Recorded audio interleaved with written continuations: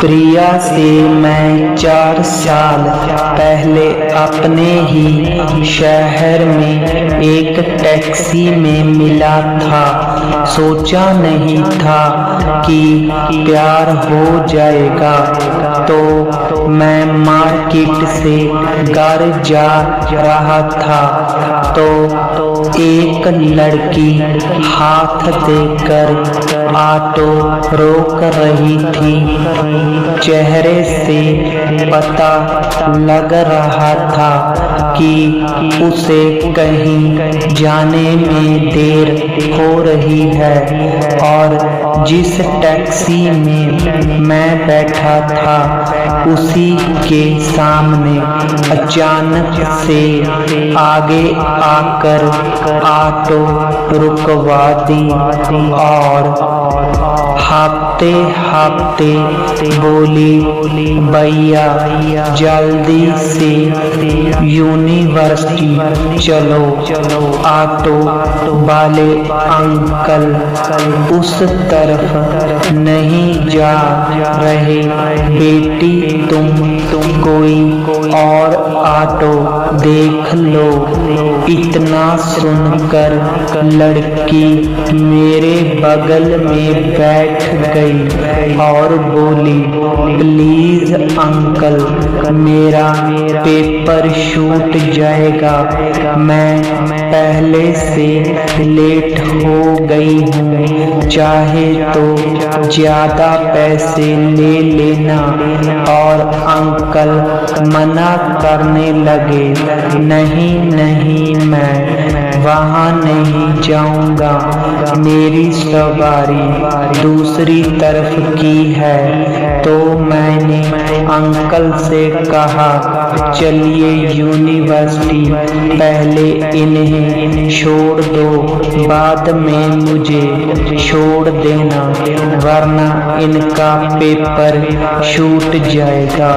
प्रिया ने मेरी तरफ मुस्कुराते हुए देखा और मुझे थैंक यू बोले।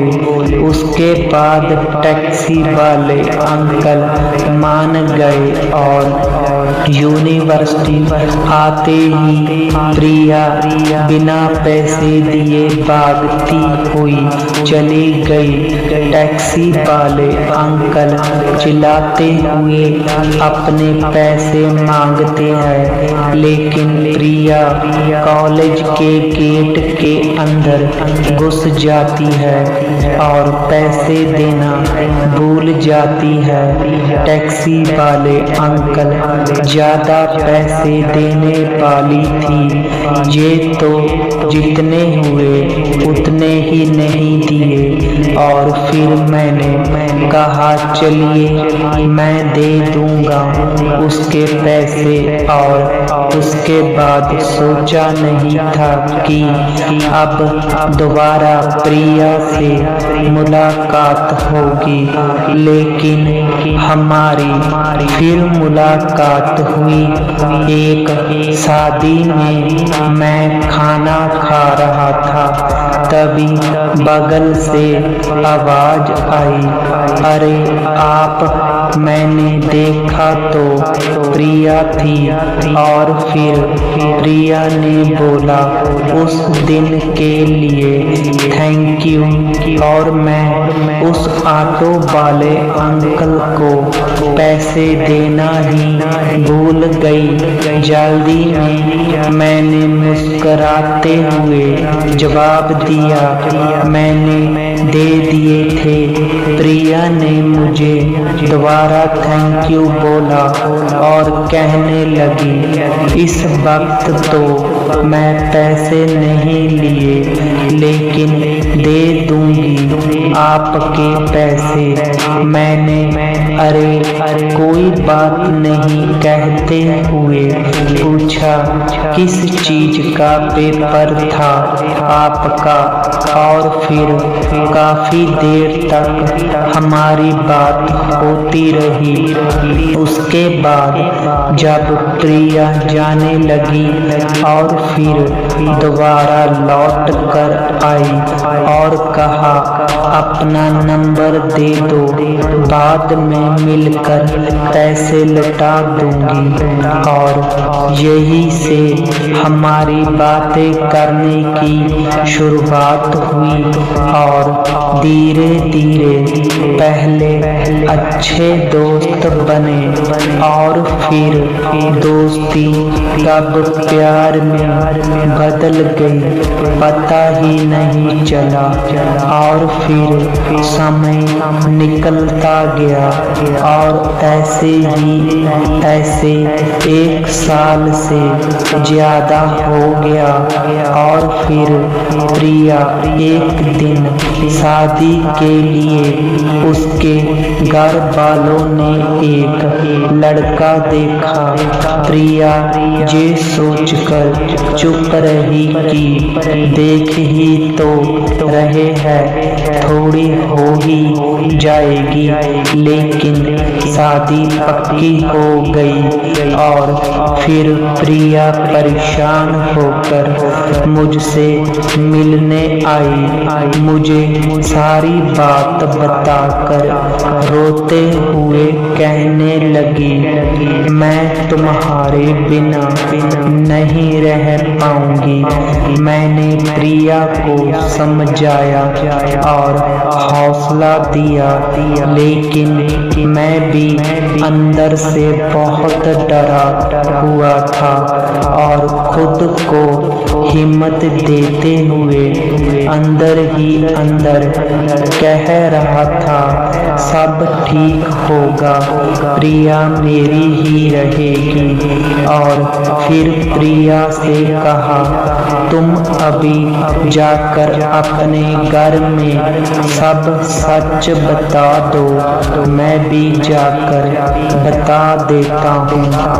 फिर आगे देखते हैं और हम दोनों ने अपने अपने घर में एक दूसरे के बारे में बताया, मगर प्रिया के दूर मेरे घर वालों ने भी मना कर दिया था। परिवार वाले लव मैरिज के बिल्कुल खिलाफ थे और उन्हें मेरे मम्मी पापा को ये लगता था कि लव मैरिज ज्यादा दिनों तक नहीं चलती और डिवोर्स हो जाता है। लेकिन फिर भी कोशिश की हम दोनों ने बार बार अपने पेरेंट्स को मनाने के लिए, मगर परिवार वाले नहीं मान रहे थे।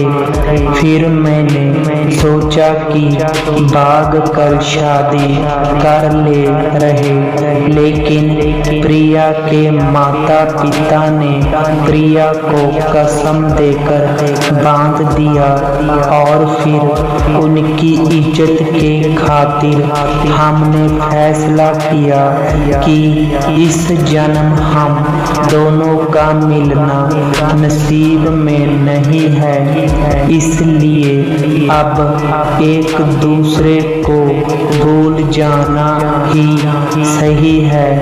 ये फैसला लेना पत्थर से भी कठोर था, क्योंकि ना तो मैं उसके बिना एक पल रह पाता था और ना ही वो, लेकिन मजबूरी सब कराने को मजबूर कर रही थी और हमारी किस्मत ने भी हमें मजबूर कर दिया एक दूसरे से दूर रहने के लिए। और फिर हम दोनों ने ही एक दूसरे से बात करनी बंद कर दी। अब समझ आता है कि काश हम मिले ही ना होते। दिल कर रहा था उससे बात कर लूं, मगर मजबूरन खुद को तड़पाता रहा और रोता रहा। मुझे आज भी याद है मेरी रातों की नींद उड़ चुकी थी और मैं बहुत रोया था। मैं जानता हूँ मुझसे ज्यादा प्रिया रोई होगी। प्रिया ने मुझसे बात करने की कोशिश की, लेकिन मैंने उसे मना करते हुए समझाया कि अब एक दूसरे के बिना रहने की आदत डाल लेना ही बेहतर है। रोते रहे, लेकिन हमने एक दूसरे से बात नहीं की और कुछ दिनों बाद प्रिया की शादी हो गई और हम हमेशा के लिए जुदा हो गए। आज हमें बिछड़े पूरे 4 साल हो चुके हैं। उसे देखने का बहुत मन करता है। 4 साल से उसे नहीं देखा। कैसी होगी वो, खुश होगी भी या नहीं, मुझे कुछ पता नहीं है। आज भी मैं उससे उतना ही प्यार करता हूँ और वो भी मुझसे करती होगी। I love you Priya.